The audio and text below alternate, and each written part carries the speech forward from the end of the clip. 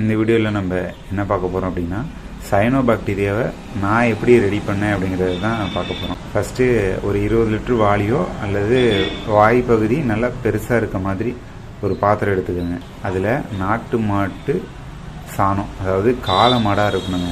ஒரு 1 கிலோ சாணம் கண்டிப்பாக வேணும். நான் ஒரு 2-3 தடவை நம்ம வீட்டிலே இருக்க பசுமாடு அதை வச்சு ட்ரை பண்ணி பார்த்தேன். சரி இதிலலாம் பாசி வருமா வராது அப்படின்னு.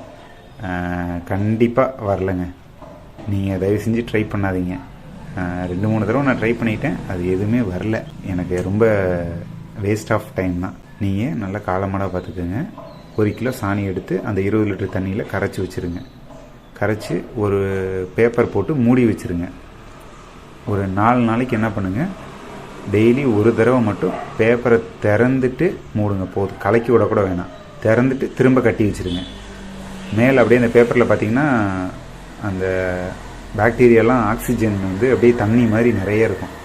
அது டெவலப் ஆகுது அப்படின்னா அதெல்லாம் அதோட அறிகுறி. ஒரு 10 நாளையில் பாசி வந்துடும். பாசி வந்ததுக்கப்புறம் அடுத்து என்ன பண்ண போகிறோன்னா, ஒரு மூடி உள்ள டப்பா அதை எடுத்துக்கோங்க. ஒரு 1 லிட்டர் தண்ணி, ஒரு கை சர்க்கரை, அதாவது நாட்டு சர்க்கரை, ஒரு கை அதாவது கொஞ்சமாக மோர், அந்த நம்ம ஒரு கைப்பிடி போடுறோம் பார்த்தீங்களா, அந்தளவுக்கு மோர், குளுக்கோஸ் கொஞ்சமாக போட்டுக்குங்க. எல்லாம் போட்டு அளவுலாம் கிடையாதுங்க, அப்படியே உங்கள் கைக்கு கிடைக்கிற மாதிரி இந்த 1 லிட்டருக்கு கொஞ்சம் கொஞ்சம் போடுங்க. அதே டெவலப் ஆகிக்கும். போட்டு நல்லா டைட்டாக மூடி வச்சுருங்க. ஒரு நாளைக்கு ஒரு தடவை அப்படியே திறந்து மட்டும் விடுங்க. அது ஏன்னா ஆக்சிஜன் நல்லா ஃபுல்லாக டைட்டாகிடும் பாட்டில் மூடி வச்சிங்கன்னா. டெய்லி ஒரு தடவை அப்படியே குளிக்க மட்டும் விடுங்க. 10 நாளையில் ரெடி ஆயிடும். டெய்லி ஒரு தடவை அந்த மூடி திறந்து திரும்ப மூடிடணும். டைட்டாக மூடி குளிக்க மட்டும் விடுங்க. ஒரு 10 நாளையில் நல்லா புளிச்ச வாசம் வரும். புளிச்ச வாசம் வந்துச்சுன்னா டெவலப் ஆயிடுச்சுன்னு அர்த்தம். ஒரு வேளை ஸ்மெல்லு கெட்டு போன மாதிரி ஆயிடுச்சுன்னா அது வேஸ்ட்டு தான், கீழே தான் ஊற்றி எறியணும். நம்ம 10 நாளைக்கு அப்புறம் இதை ரெடி பண்ணி வச்சுருக்கோம் பார்த்தீங்களா, இந்த 1 லிட்டரு, இதை வச்சு தான் இப்போ 200 லிட்டராக மல்டிபிள் பண்ண போகிறோம்.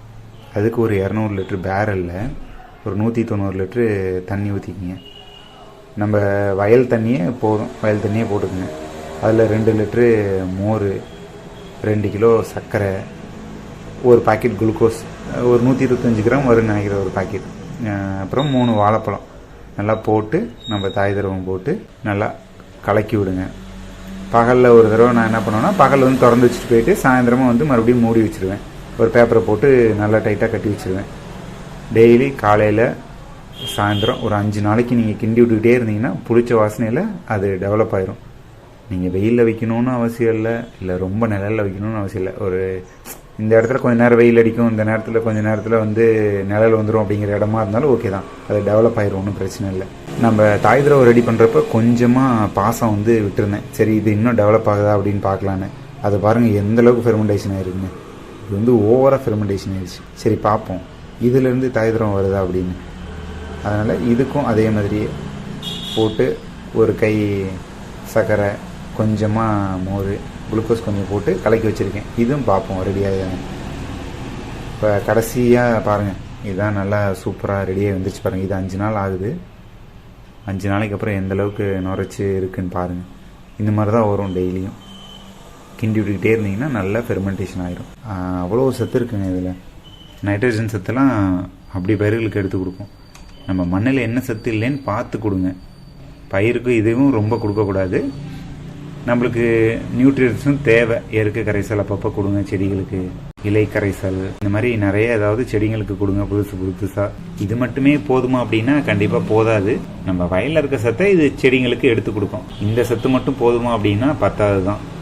நம்ம அடிக்கடி வேறு ஏதாவது ஒரு கரைசல் நம்ம இயற்கை வழியாக பண்ணும்போது கொடுத்துக்கிட்டே இருந்தோம்னா சூப்பராக இருக்கும் செடிகளும். நம்ம இது போல் நெக்ஸ்ட் வீடியோவில் பார்ப்போம். தேங்க்ஸ் ஃபார் வாட்சிங்.